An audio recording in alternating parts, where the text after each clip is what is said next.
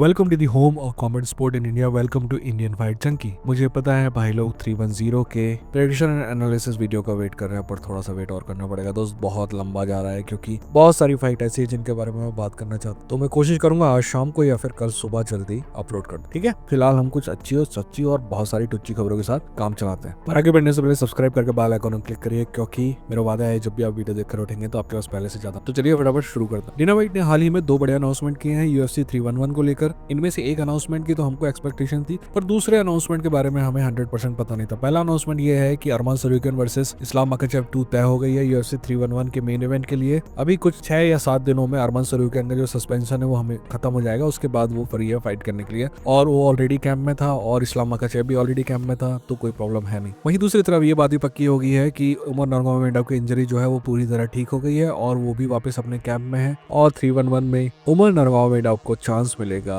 मेराबदोविशविली को हराने का। सच कहूं तो मेरे को लगता था कि मेराबदोविशविली को एक आध और टाइटल डिफेंस मिलना चाहिए उमर नरगोमेडोव के खिलाफ, नहीं किसी और के खिलाफ, ताकि उसकी थोड़ी टाइटल रेंज लंबी हो जाए। मैं ये बिल्कुल नहीं कह रहा हूँ कि उमर नरगोमेडोव के लिए वो फाइट आसान होगी, but Umar is future champion. हो सकता है कि वो नेक्स्ट फाइट में न जीते, बट उसकी नेक्स्ट फाइट में वो जीतेगा। He is going to be champion. अगर किस्मत कुछ ऐसा पलटा पलटे और पाची मिक्स यहाँ पे आ जाए ना, तो ही मेरे को कोई डेंजर लगता है उसके खिलाफ, नहीं तो नहीं। एनीवेज आगे चलते हैं अगली खबर की तरफ। अगली खबर जरवंटे डेविस को लेकर है। आपको पता है जरवंटे डेविस की फाइट होने वाली है 1 मार्च को न्यूयॉर्क में लमांड रोज के खिलाफ। पर वो खबर नहीं है। खबर ये है कि जो प्रेस कॉन्फ्रेंस में हुई थी उसमें थोड़ा लेट आया जरवंटे डेविस। उसने बोला कि मैं इस सब बकवास से बहुत बोर हो चुका हूँ और मैं इस सारे गेम को छोड़ना चाहता हूँ। अगली फाइट के बाद मैं रिटायर होना चाहता हूँ। जरवंटे डेविस का बिहेवियर एक गुड्डू की तरह है। हम लोग जहाँ रहते हैं वहाँ पे गुड्डू एक वर्ड होता है जो छोटे से बच्चे के लिए यूज किया जाता है। अगर आपको जरवंटे डेविस के कैरियर में ज्यादा नजर नहीं है तो आपको जॉन जोन्स का कैरियर देखना है। ये दोनों एक ही थाली के चट्टे बट्टे नजर आते। दोनों हाईली टैलेंटेड है, बट दोनों की आउट ऑफ द रिंग या फिर कहेंगे आउट ऑफ द केज हरकतें कुछ अच्छी नहीं है। पर फिर भी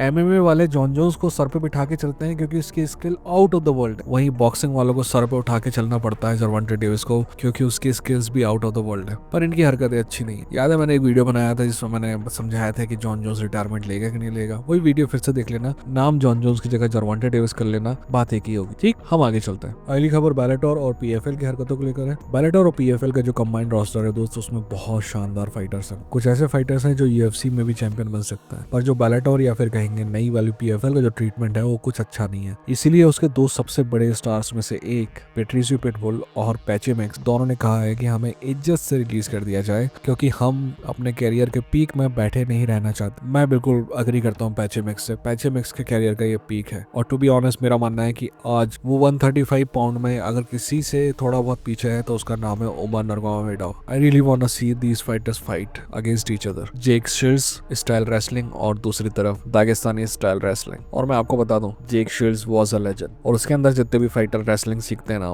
दे आर आल्सो वेरी गुड। वहीं पेट्रिसियो पिटबुल की जहां तक बात है, मेरा मानना है कि पेट्रिसियो पिटबुल अपने कैरियर के आखिरी दौर में चल रहा है, तो मुझे नहीं लगता है कि उसको UFC में एंट्री मिलने वाली है या फिर वो UFC में आएगा भी। बट अगर पेट्रिसियो पिटबुल 4 साल पहले आता ना, तो I could have see him as a content. He is very good. चलिए अगली खबर की तरफ चलते हैं। बेनिल दरियुश अपने हाई टेस्ट से बाहर आ रहा है, अपनी छुट्टी से बाहर आ रहा है, और उसकी फाइट होने जा रही है UFC 311 में अनातो माइकानो के खिलाफ। दोस्त हमें अभी तक 3 फाइट पता चली है, तीनों फाइट एक से एक है UFC 311 की। और भी फाइट पता होंगे, बट इन तीनों फाइटों पे मेरी नजर है। अनातो माइकानो को ये साबित करना है कि क्या वो एक सिर्फ एक्साइटिंग फाइटर रहेगा या फिर वो चैंपियनशिप मटेरियल भी है। दिक्कत है कि उसके पास भी शायद ये आखिरी मौका है साबित करने का कि क्या वो चैंपियनशिप मटेरियल है, क्योंकि उसकी उम्र भी काफी है। वहीं दूसरी तरफ बेनिल दरियुश को ये साबित करना होगा कि he is not done yet. अगर वो ये फाइट हारता है तो हम धीरे धीरे उसको अवसाद में जाते हुए देखेंगे, उसका सूरज अस्त होते हुए देखेंगे, उसका कैरियर खत्म होते हुए। सारी दुनिया उसको भूल जाएगी, बट हम याद रखेंगे कि जब बेनिल दरियुश फाइट करता था ही वाज एक्साइटेड। एनीवेज, उम्मीद है कि हमको ये सब नहीं करना पड़ेगा, पर अगली खबर की तरफ तो चलना पड़ेगा। अगली खबर कॉम्बैट स्पोर्ट के सेंटा क्लॉज बोले तो तरकी अल शेख के पास से है। उन्होंने कहा है कि वो बात कर रहा है फ्रांसिस नगानू की अगली 2 फाइट के लिए। 1 फाइट के लिए नहीं, 2 फाइट के लिए। उसका कहना है कि हो सकता है कि फ्रांसिस नगानू की अगली जो 2 फाइट है, एक MMA फाइट हो और एक बॉक्सिंग फाइट हो, और दोनों फाइट होंगी डियोंटे वाइल्डर के खिलाफ। ये सिर्फ डिस्कशन दौर पे चल रही है बातें, अभी कुछ पक्का नहीं हुआ है। मगर अगर ऐसा होता है तो आई एम हैप्पी, क्योंकि तरकी अल शेख के बारे में लोग कुछ भी कहें, और हद है ना, वो लोग सऊदी अरेबिया के बारे में बुरा बोलते हैं और कहते हैं कि ये स्पोर्ट्स वॉशिंग हो रही है, जिनका देश दुनिया की सबसे ज्यादा मौतों के लिए जिम्मेदार है। मेरा नहीं मानना कि सऊदी अरेबिया कोई अच्छा देश, धर्म के नाम पे, मजहब के नाम पे बना कोई भी देश मेरी आंखों में इज्जत नहीं पा सकता। मेरा मानना है कि देश धरती के नाम पे होता है और धरती में रहने वालों के नाम पे होता है। एनीवेज, तो सऊदी अरब की कोई इतनी ज्यादा इज्जत है नहीं मेरे दिल में, बट जब अमेरिका वाले बोलते हैं कि सऊदी अरेबिया वाले व्हाइट वॉशिंग कर रहे हैं तो मेरे को हंसी आती है और कुछ। खैर, टर्की अल शेख के बारे में ये बात मैं कहना चाहूंगा कि उससे जितने भी फाइटर उससे जुड़े हुए हैं, कभी उन्होंने किसी ने भी एक बार भी शिकायत नहीं की है कि उनको पैसा कम मिलता है। I want Francis Ngannou to have lot of money. I want Francis Ngannou to be have. I am a lifelong fan of Francis Ngannou. So